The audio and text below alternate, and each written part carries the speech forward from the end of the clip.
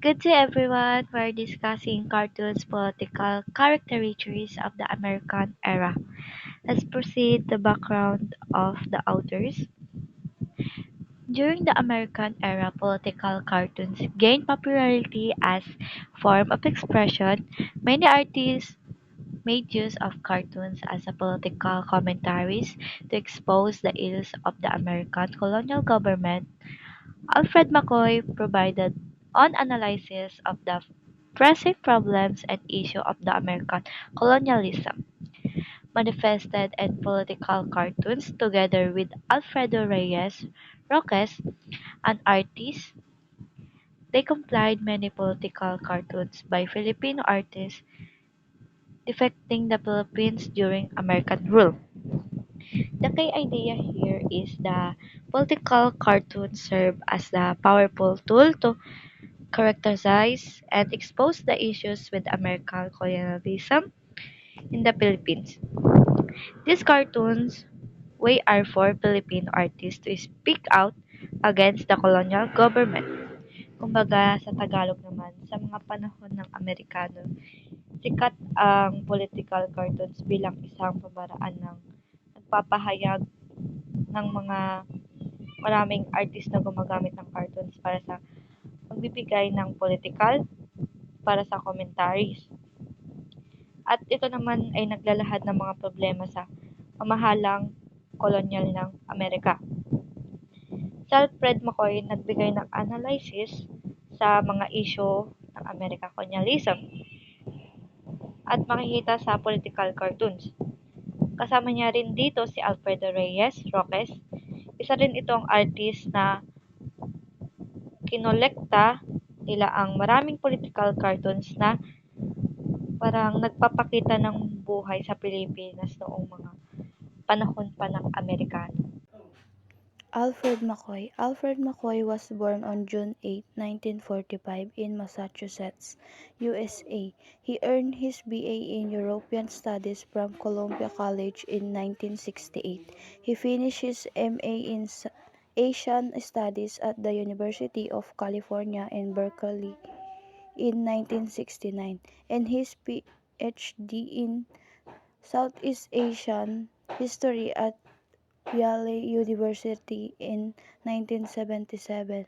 He studied Philippine political caricatures to understand the social and political context of the Philippines during the American period and later worked with Alfredo Roses. His co-author of Philippine Cartoons Political Caricatures of the American Era. Though McCoy did not create any political caricatures, his interest in them urged him to compile such caricatures from various sources to single collection. Si Alfred McCoy, parang detective siya ng history. He's really good at studying the past, especially about the Philippines. He loves looking at political cartoons. He believes these cartoons show us how people felt back then.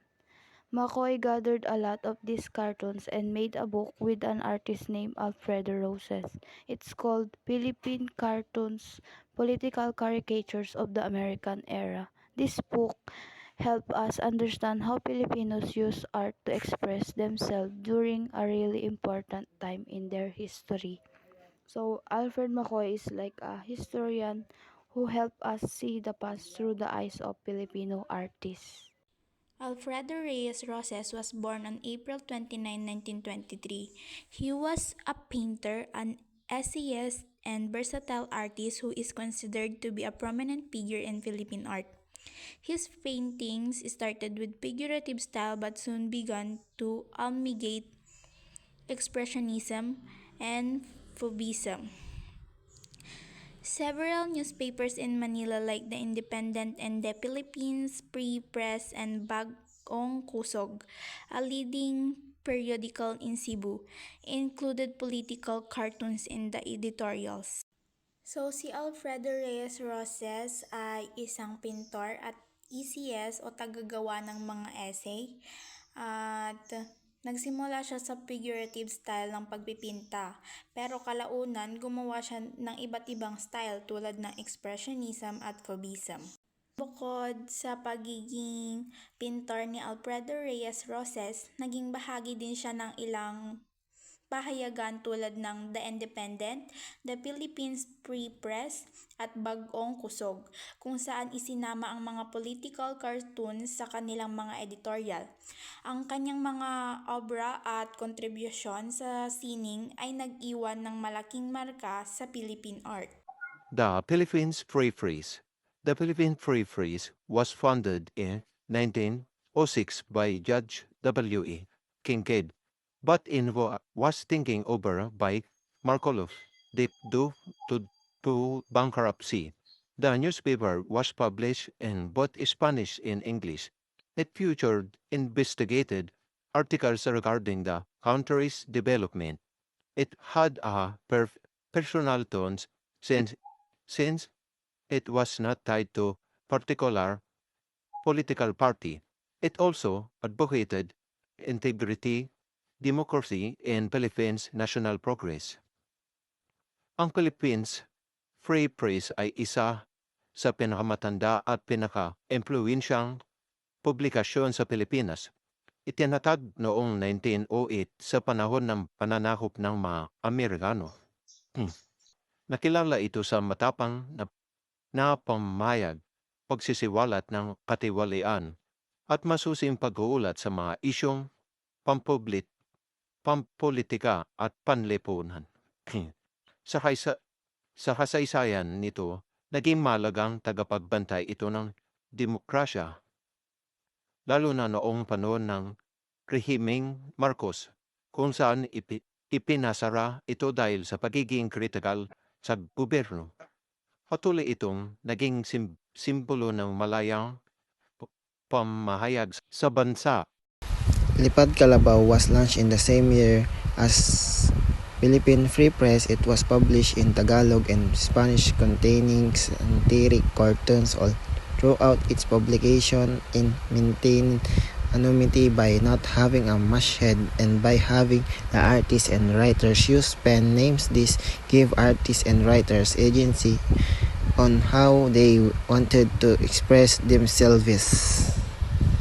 Ang Lipad Kalabaw ay isang namang publikasyong satirical na gumagamit ng Tagalog at Spanish. Inulunsad kasabay ng Philippine Free Press. Wala rin itong masthead at gumagamit ng pen names and mga writers, artists, kaya't nabigyan sila ng kalayaan magpahayag ng mga anumang critical na opinion nang walang takot sa censorship. The Independent. The Independent was founded in 1915 by the father of Cebuano letters, Vicente Soto, one of the militant and aggressive advocates of immediate independence. It was a weekly newspaper published in English and Spanish, which serves as a forum for the discussion of political issues. It was also where Fernando Amorsolo began his career as the angriest of Manila's political cartoonist. In Cebu, one popular newspaper was the Bagong Kusog, which literally means new pores. Bagong Kusog was known for highlighting the conditioning in Cebu prior to the war. It often talked about the difference between the Spanish and American colonial governments. This newspaper depicted the breakdown of hallowed customs and social practices due to American influence. It focused on criticism of co-education introduced by the Americans, which endangered the virtue of women. The Independent was founded in 1915. Hanap daw ito ng father of the Cebuano letters na si Vicente Soto. Siya ay isa sa one of the militant and aggressive advocates of immediate independence. Ito daw ay isang weekly newspaper published in English and Spanish, which serve as a forum for the discussion of political issues. Ito din daw nagsimula ang karir ni Fernando Amorsolo at tinawag siyang the angriest of Manila's political cartoonist. In Cebu naman daw po is ang isa sa popular na newspaper ay ang Bagong Kusog na ang ibig sabihin is Newport. Ang bagong kusog po ay na-highlight ang condition sa Cebu prior to the war. Pinag-uusapan din dito ang pagkakaiba ng Spanish at American colonial government. At nakapokus din dito ang criticism of co-education introduced by the American, which endangered the virtue of women. Historical background of the political cartoons. The Spanish colonial period in the Philippines was characterized by strict censorship resulting in a lack of political liberty and minimal avenues for expressing political views. Spanish censorship banned non-religious publications, thus compelling newspapers publications to be distributed underground. However, the transition to the American colonial period provided leeway in publication of independent newspapers. Initially, newspapers were scrutinized by the government to ensure that they not contain anti-American colonial rule became a formative period in Philippine history. Noong panahon daw ng pananakop ng Espanyol sa Pilipinas, napakahigpit ng censorship kaya halos wala na silang kalayaan masabi ang opinion nilang pampolitika o kaya konti lang yung chance nilang masabi yung opinion nila about sa politika. Tapos yung mga publikasyong hindi naman panreliyon, pinagbabawal yun nung panahon ng mga Espanyol. Kaya yung mga pahayagan, lihim na lang nilang parang ikinikalat ganun. Tapos dun sa panahon naman ng mga Amerikano, parang nagkaroon ng pagbabago. Kasi una pa lang, sinusuri na ng gobyerno yung mga publikasyon para masiguro nilang walang laban dun sa mamamahala o pamamahala nila. Ganun.